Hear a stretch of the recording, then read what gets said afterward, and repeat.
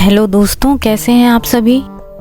उम्मीद करती हूँ आप सभी बहुत अच्छे होंगे, कुछ नई बुक्स पढ़ रहे होंगे और अपने नॉलेज को और बढ़ा रहे होंगे।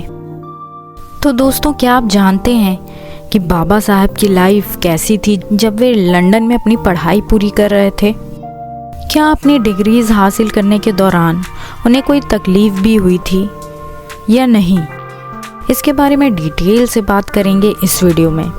तो चलिए बिना किसी देरी के शुरू करते हैं। तो पहली बार वो लंदन 1916 में गए थे और दूसरी बार 1921 में, जब उन्हें अपनी थीसिस सबमिट करनी थी।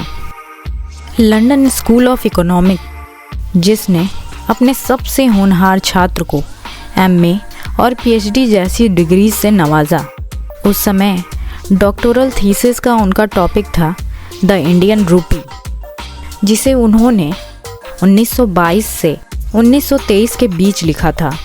पर जब ये बुक पब्लिश हुई तो इसका नाम बदलकर the problem of the rupee, its origin and it's solution रख दिया गया।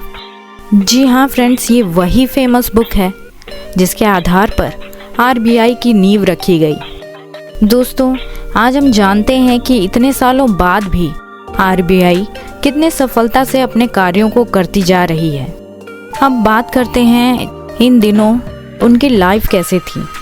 तो ऐसा था कि वे ज़्यादातर समय लाइब्रेरी में ही बिताया करते थे। वे सबसे पहले ही लाइब्रेरी पहुंच जाते थे और सबसे बाद में निकलते थे। यहाँ तक कि वहाँ के लाइब्रेरियन ने भी उन्हें टोका कि अरे इतनी जल्दी क्या है, तुम्हारे पास अभी बहुत समय है, लाइब्रेरी कहीं जाने वाली थोड़े ना है, यहीं रहेगी। आखिर इतना भी पढ़ने की क्या ज़रूरत है, आराम से अपनी पढ़ाई और अपना थीसिस पूरा करो। तब बाबा साहब ने कहा था, मेरे पास इतना वक्त नहीं है, मेरे पास समय लिमिटेड है जिसमें मुझे बहुत सारे काम करने हैं। दोस्तों, लंदन जाकर पढ़ना, वो भी ऐसे व्यक्ति के लिए जो पहले तो अछूत हो और दूसरे पैसे का अभाव हो। तो आखिर ये सफ़र उन्होंने कैसे तय किया। उस समय की बात करें तो बाबा साहब को बाहर पढ़ने जाने के लिए बड़ौदा के महाराज गायकवाड़ ने स्कॉलरशिप की मदद से उनकी सहायता की थी। वे हर साल ऐसे होनहार छात्रों को स्कॉलरशिप दिया करते थे जो पढ़ने में बेहद ही लगनशील होते थे। हालांकि वे पैसे वहाँ रहकर पढ़ने के लिए सफिशिएंट नहीं थे, क्योंकि लंदन महंगी जगह थी। रेंट देने के बाद बहुत थोड़े ही पैसे बचते थे, जो इतने भी सफिशिएंट नहीं थे कि उनका पेट पूरी तरीके से भर सके। बस पढ़ने की ललक उनकी ऐसी थी कि वे कम खाकर भी 18-18 घंटे पढ़ा करते थे।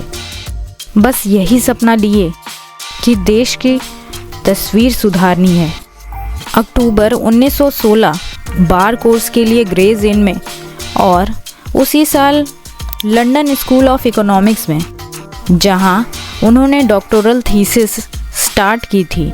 इसी बीच स्कॉलरशिप खत्म हो गई, वापस इंडिया आना पड़ा। वे दूसरे शिप से आए और उनका सामान दूसरे शिप से, और जिसमें उनका सामान था उसे जर्मन सबमरीन ने डुबा दिया था।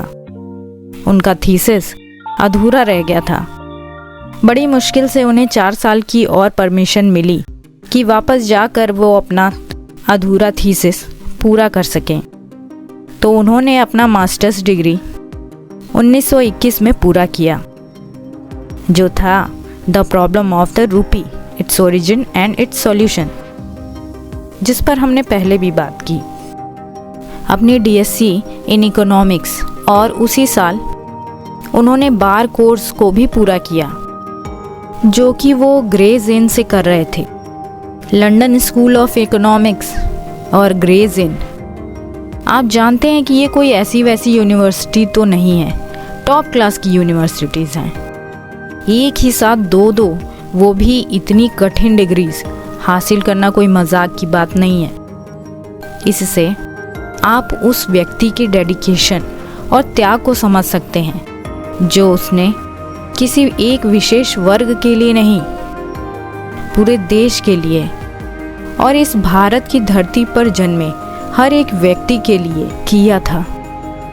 उन्होंने अपनी सारी पढ़ाई अपने देश को बेहतर बनाने के लिए ही की, चाहे वो हमारा संविधान हो, आरबीआई की स्थापना हो, महिलाओं के लिए हिंदू कोड बिल हो जिसमें महिलाओं को पुरुषों के समान अधिकार देना, चाहे वो शिक्षा हो, स्वास्थ्य हो या अपने पिता की संपत्ति पर अधिकार हो।